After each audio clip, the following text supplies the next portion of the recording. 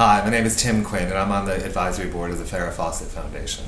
What I found with cancer was that as soon as I had a game plan, and I kind of learned this from watching and remind myself when I watched the documentary, that you can control things. And one of the things I knew how to control, because I like my life to be pretty, was that I wasn't going to allow cancer to make me feel not pretty. And I don't mean the outside. People who know me realize that I'm talking about the things that you can do to make you feel like you're normal or living a normal life. And I often speak now, one of the things that happened was I was in an elevator, I clearly remember the day, at Mass General. I was probably about 2 weeks into chemotherapy, so I'd lost my hair.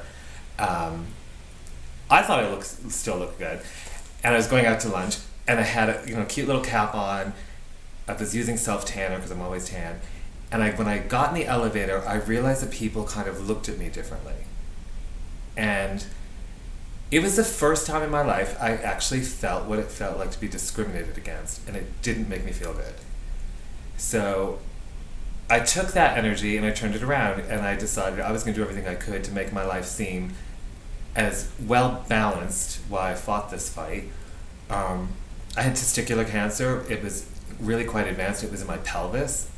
I couldn't walk. I was in a wheelchair when I went into the hospital. I always took somebody with me, and I learned that from Farrah Fawcett, to every single doctor meeting, because I didn't pay attention to where the doctors were saying to me. And this is what I learned, is that you have to just continue being the person you are. And what I've always been is just this kind of a goofball that likes to be surrounded by pretty things. I sent out emails. You could only have one white orchid per week while I was in the hospital.